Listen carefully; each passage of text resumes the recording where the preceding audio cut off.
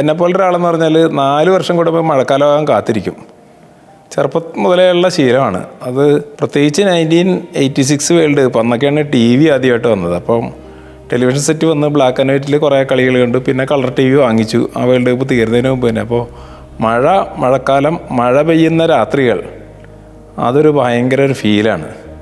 ആ മഴ പെയ്യുന്ന രാത്രികളിൽ ഫുട്ബോൾ കടന്നു വരും TV-യിൽ. അങ്ങനെ ഒരു ലോകകപ്പിൻ്റെ സമയം വീണ്ടും ആയിരിക്കുകയാണ്. ഇപ്പോൾ USA-യിലും കാനഡയിലും മെക്സിക്കോയിലുമായിട്ടാണ് ലോകകപ്പ് എങ്കിൽ പോലും നമ്മുടെ ഇടയിൽ, നമ്മുടെ നടുവിൽ നടക്കുന്ന ഒരു ഇവൻ്റായിട്ട് നമുക്ക് വന്നത്. അപ്പോൾ ഇത്തവണ നമ്മൾ ലോകകപ്പ് രാത്രി മഴയും പുലർ മഴയും എല്ലാം കൂടി ആസ്വദിക്കുന്ന ഇടവമാസം ഭയങ്കര ഒരു മഴയുള്ള, ഇതുപോലെ മഴ പെയ്ത ഒരു രാത്രിയിലായിരുന്നല്ലോ മറഡോണ കൈകൊണ്ട് ഗോളടിച്ചതും അത് കഴിഞ്ഞ് എന്താ പറയുക 100ാണ്ടിൻ്റെ ഗോളടിച്ചതും ഒക്കെ. ടീമുകളുടെ എണ്ണത്തിൽ ഏറ്റവും വലിയ ലോകകപ്പാണ്.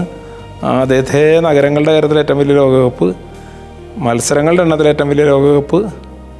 ബാക്കി ചില കാര്യങ്ങൾ ഏറ്റവും വലിയ ലോകകപ്പ് ആകുമെന്ന് സംശോധിപ്പിക്കുന്ന കാര്യങ്ങളുണ്ട്. കാരണം നഗരങ്ങൾ തമ്മിലുള്ള ഹോസ്റ്റ് സിറ്റി തമ്മിലുള്ള അകലം, പിന്നെ ടിക്കറ്റ് നിരക്കിൽ ഭയങ്കരമായ വർധന. എന്തായാലും ഇന്ത്യയിൽ ടെലികാസ്റ്റ് ഉണ്ടെന്ന് തീരുമാനിച്ചു, ഫൈനലൈസ് ചെയ്തു, പ്രഖ്യാപിച്ചു. നമുക്കൊക്കെ വളരെ ആശ്വാസമാണ്. ഇപ്പം 48 ടീംസ് ഉണ്ട്, 48 ടീമുകൾ, ഏറ്റവും കൂടുതൽ മത്സരങ്ങൾ. അർജൻറ്റീനയെ പോലൊരു ടീം ഡിഫൻഡിങ് ചാമ്പ്യന്മാർ, അവർ വീണ്ടും അവരുടെ കപ്പ് നിലനിർത്താൻ വേണ്ടി വരുന്നു. പോർച്ചുഗൽ അവരുടെ ക്രിസ്ത്യാനോ റൊണാൾഡോ ലോകത്തെ ഏറ്റവും കൂടുതൽ ആരാധകരുള്ള താരങ്ങളൊരാളാണ്. ക്രിസ്ത്യാനോയ്ക്ക് വേണം ഒരു ലോകകപ്പ് എന്നുള്ളൊരു എന്താ പറയുക ആളുകളുടെ ഒരു ആരാധകരുടെ മുറവിളി എല്ലാം ഉണ്ട്. പക്ഷേ എങ്കിൽ കൂടി നമ്മളിപ്പോൾ നമ്മുടെ ഒരു കേരളത്തിൻ്റെ പശ്ചാത്തലത്തിൽ അല്ലെങ്കിൽ പൊതുവിൽ നോക്കുമ്പോൾ നമ്മൾ പ്രതീക്ഷിച്ച ഒരു ആവേശം തുടക്കത്തിൽ, ഇപ്പം മത്സരം തുടങ്ങിയിട്ടില്ല, ടൂർണമെൻറ്റ് തുടങ്ങിയിട്ടില്ല, ആ ഒരു ആവേശം അത്രത്തോളം ദൃശ്യമാണോ ഇപ്പോൾ? കൃത്യമായ ചോദ്യമാണ് വെച്ചാൽ ആവേശം ഉണ്ടോയെന്ന് ചോദിച്ചാൽ ഇപ്പോൾ അത്ര ആവേശം ആയിട്ടില്ല. പക്ഷേ കഴിഞ്ഞ ആഴ്ചത്തേക്കാൾ ആവേശം കൂടിയിട്ടുണ്ട്. ഞാനിപ്പോൾ മലപ്പുറത്താണ് ജോലി ചെയ്യുന്നത്. മലപ്പുറത്ത് നിന്നാണ് ഇന്ന് രാവിലെ വന്നത്. അപ്പോൾ മലപ്പുറത്ത് പോലും ആവേശം കഴിഞ്ഞ ലോകകപ്പിൻ്റെ അത്രത്തോളം ഇല്ല. അതിന് പല കാരണങ്ങളുണ്ട്. ഏറ്റവും പ്രധാനപ്പെട്ട ഒരു കാരണം എന്ന് വെച്ചാൽ കഴിഞ്ഞ ലോകകപ്പായിട്ട് കമ്പയർ ചെയ്യുമ്പോൾ കഴിഞ്ഞ ലോകകപ്പ് നമ്മുടെ ജിയോഗ്രഫിക്കലി നോക്കുമ്പോൾ നമ്മുടെ ഏറ്റവും അടുത്തായിരുന്നു. നമ്മുടെ ഒരു മാനസികമായിട്ട് നോക്കുമ്പോൾ ഗൾഫ് രാജ്യങ്ങളിലൊന്നുമില്ല. ഖത്തറിൽ നടക്കുമ്പോൾ നമ്മുടെ ആളുകളെല്ലാം അവിടെ ഉണ്ട്, ബന്ധുക്കൾ, സുഹൃത്തുക്കൾ, ഒത്തിരി നമുക്ക് കണക്ട് ചെയ്യാവുന്ന ഒരു സ്ഥലമാണ്. അതുകൊണ്ട് അവിടെ അവരെല്ലാം നമുക്ക് കുറച്ച് നാളുകളായിട്ട് ആവേശം ഒരു ഇൻഡയറക്റ്റായിട്ടാണെങ്കിൽ പോലും പകർന്നു തന്നുകൊണ്ടിരുന്നതാണ്. അതൊരു പ്രധാനപ്പെട്ട കാര്യമാണ്.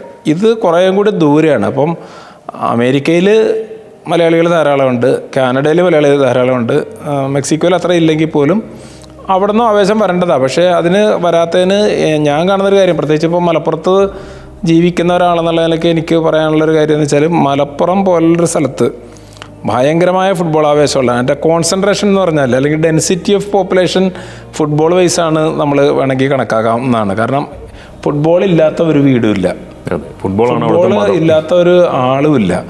അത് സ്ത്രീകളും പെൺകുട്ടികളും ഉൾപ്പെടുന്ന ആൾക്കാർക്കൊക്കെ ഡിഫറൻ്റ്ലി ഏബിൾഡ് ആൾക്കാർക്കും ഫുട്ബോളുണ്ട്, അതിൻ്റെ അകത്തൊരു റോളുണ്ട്. അങ്ങനത്തെ ഒരു സ്ഥലമാണ്. അപ്പോൾ അവിടെയും ഇത് കണ്ടു, ഞാൻ ആളുകളോട് സംസാരിച്ചു. അപ്പോൾ അതിൽ നിന്ന് ഞാൻ മനസ്സിലാക്കിയെടുത്തൊരു കാര്യം എന്താ വെച്ചാൽ കേരളത്തിൽ ഏറ്റവും കൂടുതൽ ഫാൻസ് ഉള്ളത് അർജൻറ്റീനക്കാണ്. അപ്പോൾ അത് ബ്രസീൽ ഫാൻസ് ചിലപ്പോൾ സമ്മതിക്കില്ലെങ്കിലും അതാണ് അതിൻ്റെ വാസ്തവം. നമ്മളതിൻ്റെ ഒരു ആനുപാതികമായി നമ്മൾ എവിടെ ചെന്നാലും കാണുന്നത് ചില പോക്കറ്റ്സിൽ ബ്രസീൽ ഫാൻസ് കൂടുതലുണ്ടായിരിക്കും. ഇത്തവണ പോർച്ചുഗൽ ഫാൻസും ധാരാളമുണ്ട്. എങ്കിൽ പോലും അർജൻറ്റീന ഫാൻസിന് ഭയങ്കര ഒരു ഡോമിനൻസ് ഉള്ള ഒരു സൊസൈറ്റിയാണ് കേരളം. അപ്പോൾ അവരുടെ ഇടയിൽ നേരത്തെ പറഞ്ഞ ഒരു ആവേശത്തിൻ്റെ പ്രശ്നം അവരുടെ ഇടയിൽ വന്നിട്ടുണ്ട്. അതിനൊരു കാരണം എന്ന് വെച്ചാൽ അവർ ലോകകപ്പ് നേടി, അതിൻ്റെ പീക്ക്, അതിൻ്റെ കൊടുമുടിയിലെത്തിയിട്ട് അവിടെ നിന്ന് അവർ താഴേക്ക് ഇറങ്ങി നിൽക്കുന്ന ഒരു സമയമാണ്. അപ്പോൾ അതിൻ്റെ അകത്തൊരു വലിയ ഘടകം എന്താണെന്ന് വെച്ചാൽ അതൊരു മാനസികമായിട്ട് ശരിക്കും അത് സൈക്കോളജിസ്റ്റുകൾ പറയേണ്ട ഒരു കാര്യമാണ്. എന്ന് വെച്ചാൽ വിശകലനം ചെയ്യാവുന്ന ഒരു കാര്യമാണ്. കേരളത്തിൽ മാത്രമല്ല, അത് ലോകം മുഴുവൻ അർജൻറ്റീന ഫാൻസിൻ്റെ ഇടയിൽ അങ്ങനെ ഉണ്ട് എന്നാണ് പറയുന്നത്. അവർ പീക്ക് കയറി ഇറങ്ങി.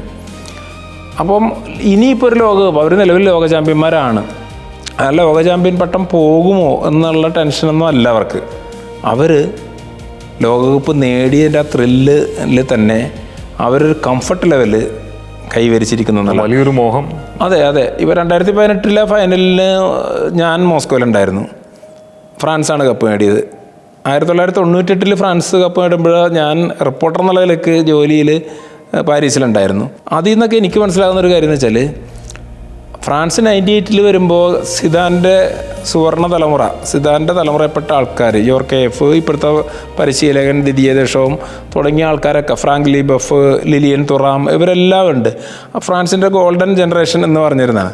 ആ ഗോൾഡൻ ജനറേഷൻ വരുമ്പോഴും അവർക്കെന്ന് വെച്ചാൽ നമ്മുടെ ടീം നല്ലതാണ്, യൂറോപ്പിലെ ഏറ്റവും നല്ല ടീമാണ്, ലോകത്തിലെ ഏറ്റവും നല്ല ടീമാണ്, ഈ ടീം കപ്പടിക്കും എന്നുള്ളതേ ഉള്ളൂ. ഫ്രാൻസ് ഈ മോസ്കോയിൽ ഫൈനൽ കളിക്കാൻ വരുമ്പോഴും അല്ലെങ്കിൽ റഷ്യ ലോകകപ്പിന് വരുമ്പോഴും അന്നേരം സിദാൻ്റെ തലമുറ മാറി എംബാപ്പയുടെ തലമുറയായി. അല്ലെങ്കിൽ എംബാപ്പയ്ക്ക് 19 വയസ്സുള്ളെങ്കിലും ആ ഒരു പുതിയ തലമുറ, വീണ്ടും ഒരു പുതിയ തലമുറ വന്നേക്കാൻ അവർ കപ്പടിക്കുമായിരിക്കും. അതിനുള്ള പ്രതീക്ഷ, അതിനുള്ള ആവേശം എല്ലാം ഉണ്ടെങ്കിലും അർജൻറ്റീന 2022 വന്നപ്പോഴുള്ള ആവേശം ഇതിൽ നിന്നൊക്കെ വ്യത്യസ്തമാണ്. വ്യത്യസ്തം എന്ന് പറഞ്ഞാൽ അവർ 36 വർഷമായിട്ട് അവർ പഴി കേട്ടിട്ടുണ്ട് വന്നിരുന്ന ഒരു ജനതയാണ്. എന്ന് വെച്ചാൽ ഞാൻ പറഞ്ഞാൽ അർജൻറ്റീന ജനത എന്നല്ല പറയുന്നത്, ലോകം മുഴുവനുള്ള അർജൻറ്റീന ഫാൻസ് അവർ പഴി കേട്ടുകൊണ്ടിരിക്കുക. കാരണം മെസ്സി ഉണ്ടായിട്ട് എന്ത് കാര്യം, നിങ്ങൾക്ക് ടെവസ് വന്നിട്ട് എന്താ കാര്യം, നിങ്ങൾക്ക് റിക്വൽമേ ഉണ്ടായിരുന്നിട്ട് എന്താ കാര്യം, നിങ്ങൾക്ക് വെറോൺ ഉണ്ടായിരുന്നിട്ട് എന്താ കാര്യം, എന്ത് ചെയ്തു, നിങ്ങൾക്ക് കപ്പെടുക്കാനുള്ള ശേഷിയില്ല.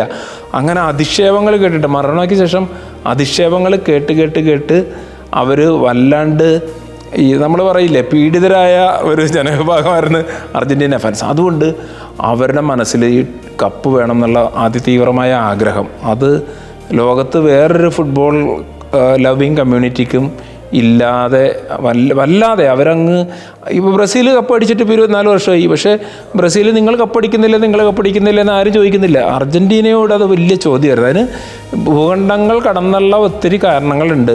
മെസ്സി ഒരു ബാർസലോണക്കാരനായിട്ട് വളർന്ന് വരികയും ഒക്കെ ചെയ്ത് വെച്ചിട്ടുള്ള മെസ്സിയോട് സ്പെയിനിന് വേണ്ടി ദേശീയ ടീമിൽ അംഗമായിട്ട് വേൾഡ് കപ്പ് കളിച്ചുകൂടെ എന്ന് ചോദിക്കുകയൊക്കെ ചെയ്ത സംഭവങ്ങളും അയാൾ വേണ്ട, ഞാൻ കളിക്കുകയാണെങ്കിൽ അറ്റ്ലാന്റിക്കിനപ്പുറത്താണ് എൻ്റെ നാട്, എൻ്റെ വീട് എന്ന് പറയുന്ന ഒരു സമീപനമൊക്കെ എടുത്ത ആളാണ്. അപ്പോൾ അതൊക്കെ കൊണ്ട് ഒത്തിരി പുള്ളി നേരിട്ടിട്ടുണ്ട്, ആ ടീം നേരിട്ടിട്ടുണ്ട്. പിന്നെ അവരുടെ നാട്ടിലെ ഒരു സാമ്പത്തികമായിട്ടുള്ള ഭദ്രത ഇല്ലാത്തതും പണപ്പെരുപ്പം അങ്ങനെയുള്ള ഒത്തിരി പ്രശ്നങ്ങളിൽ നിന്ന് അവർക്ക് രക്ഷപ്പെടാനൊരു മാർഗ്ഗമുള്ളൂ, അത് ഫുട്ബോളാണ്. പക്ഷേ ആ ഫുട്ബോൾ അവർക്ക് ആ രക്ഷപ്പെടാനുള്ള മാർഗം കൊടുത്തില്ല എന്ന് ലോകത്തെ എല്ലാവരും കൂടി അവരെ കുറ്റപ്പെടുത്തിയ സമയത്താണ് അവർ വന്നത്. അത്രയും തീവ്രമായി ആഗ്രഹിച്ചതിൻ്റെ ആ ഒരു വേദന കടിച്ചമർത്തി അവർ ലുസൈലിലെ ഫൈനലിൽ ടൈ ബ്രേക്കറിൽ അങ്ങേയറ്റം വെയിറ്റ് ചെയ്തിട്ട് കിട്ടിയതായതുകൊണ്ടുണ്ടല്ലോ അതിൻ്റെ വിജയത്തിൻ്റെ ലഹരി അതിഭയങ്കരമാണ്. ഇനി വിജയിക്കണമെന്ന് അവർക്കില്ല. അത് ഇനി ഒരു 10 വർഷം കൂടെ മലയാളത്തിൽ നമ്മൾ കൊതിയും മതിയും കെട്ടുമെന്ന് സാധാരണ പറയുന്നത് മടുത്തട്ടാണ്. പക്ഷേ ഇത് മടുപ്പല്ല, അവർ അതിൻ്റെ സുഖത്തിൽ അങ്ങനെ നിലനിൽക്കുകയാണ്. അതിന് ഒത്തിരി അതിന് പല കാര്യങ്ങൾ അതിൻ്റെ അകത്തുണ്ട്. ഈ ഭയങ്കരമായ ചില ആളുകളെന്ന് പറഞ്ഞാൽ അത് ഒരു ജനങ്ങളും ഒക്കെ ആകാം. നമ്മുടെ നാട്ടിൽ ഭൂചലനം ഉണ്ടായി, വീടുകളെല്ലാം നശിച്ചു, നമ്മൾ ലൈഫ് രണ്ടാമത് നമ്മൾ പറയില്ലേ കെട്ടിപ്പണത് ഉയർത്തുമ്പോൾ നമുക്ക് ആ ദുരിതത്തിൻ്റെ ഓർമ്മകളുണ്ടാവും, വേദന ഉണ്ടാവുമെങ്കിലും നമ്മൾ അതിൻ്റെ അത് ജീവിക്കില്ല, വേറൊരു ലെവലിലേ ജീവിക്കുള്ളൂ. അതെ, ഒരു പുതിയ ലെവലിൽ. അതെ, എന്ന് പറഞ്ഞ പോലെ സന്തോഷത്തിൻ്റെ ഒരു ലെവലിൽ കയറിയിട്ട് സന്തോഷത്തിനുണ്ട് ഇത്, ഡീപ്പായിട്ടുള്ള സോറോയ്ക്കും ഇതുണ്ട്, ഭയങ്കരമായ ഒരു എക്സ്റ്റസിയിലും ഇത്തരം ഒരു ഫീലുണ്ട്. ഇത് കഴിഞ്ഞാൽ ചിലപ്പോൾ നമ്മൾ വളരെ കംഫർട്ടബിളായി പോകും. ചിലപ്പോൾ ആത്മീയതയിലൊക്കെ പറയുന്ന പോലെ നമ്മുടെ ജീവിതം വളരെ ശാന്ത സ്വരഭിലവുമായ ഒരു എന്തൊക്കെയോ പറയുമല്ലോ, നമ്മൾ എല്ലാം കൊണ്ട് അതിനെ കൊണ്ട് തൃപ്തിപ്പെട്ട ആ നിറവിൽ നിൽക്കുന്ന ഒരവസ്ഥയിലാണ് ഇപ്പോൾ അർജൻറ്റീന ടീമിൻ്റെ ഫാൻസും. അതാണ് നമ്മുടെ ഇവിടെയും ഇപ്പോൾ സംഭവിച്ചുകൊണ്ടിരിക്കുന്നതെന്നാണ് എനിക്ക് തോന്നുന്നത്.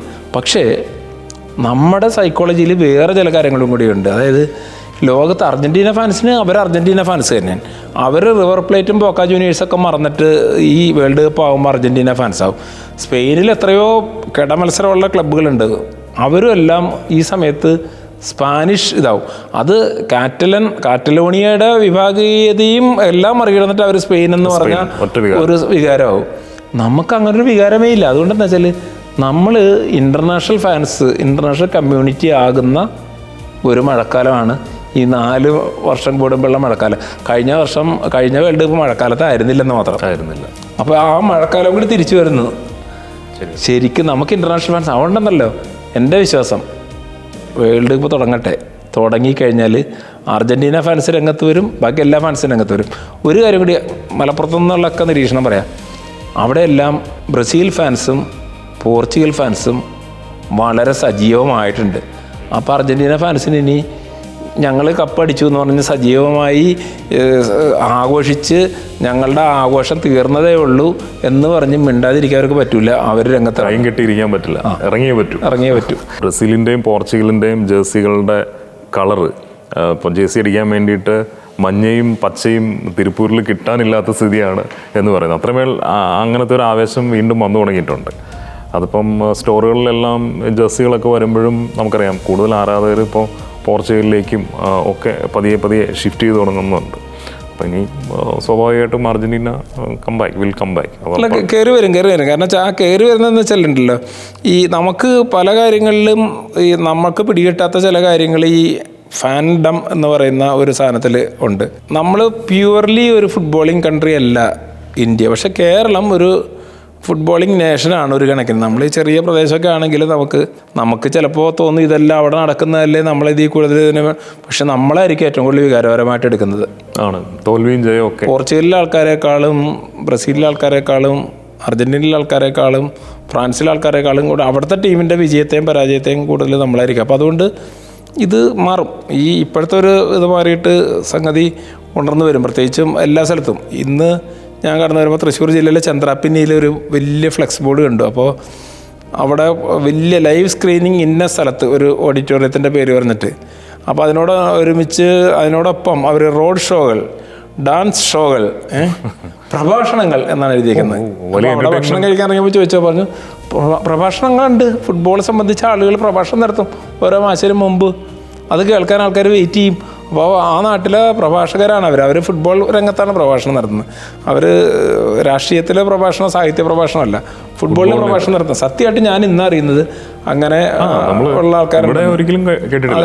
എറണാകുളം ജില്ലയിലോ അല്ലെങ്കിൽ കോട്ടയത്തോ ഒന്നും അത് കേട്ടിട്ടുണ്ടാവും. ഒന്നും കേട്ടിട്ടില്ല. നമുക്കൊക്കെ ഒരു ചാൻസാണ്, ജേർണലിസ്റ്റുകൾക്കൊക്കെ ഒരു ചാൻസാണ് ഫുട്ബോൾ പ്രഭാഷകനായിട്ട് പോകാനായിട്ടുള്ള. കാര്യം ഓരോ ടീമിനെ പറ്റിയും എത്രമാത്രം കാര്യങ്ങൾ പറയാനുണ്ടാവും, അതിന്റെ ലെഗസി, താരങ്ങൾ അല്ലേ. അത് ഫ്രാൻസിന്റെയും ബ്രസീലിന്റെയും കഥകൾ മാത്രമല്ല മനോജ്, ഇതിൻ്റെ അകത്ത് നമുക്ക് ആളുകൾക്ക് ആ നാട്ടിൽ ചില ഫുട്ബോൾ ലെജൻസ് ഉണ്ടാവും, അവരുടെ കഥ പറയാം. കളിക്കാരായിട്ടുള്ള ലെജൻസ് ഉണ്ടാവും, കളിക്കാരെ വളർത്തിയ ആളുകളുടെ കഥകൾ ഉണ്ടാവും, സംഘാടകർ അതൊക്കെ ഉണ്ടാവും. വളരെ ത്യാഗം സഹിച്ച് ഫുട്ബോൾ വളർത്തിയ ആൾക്കാർ. ആദ്യം ഒരു TV വാങ്ങി പിന്നെ നാട്ടുകാരെ മുഴുവൻ കാണിച്ച ഒരുപാട് ആളുകൾ ഉണ്ടാവുമല്ലോ. അതെ അതെ അതെ.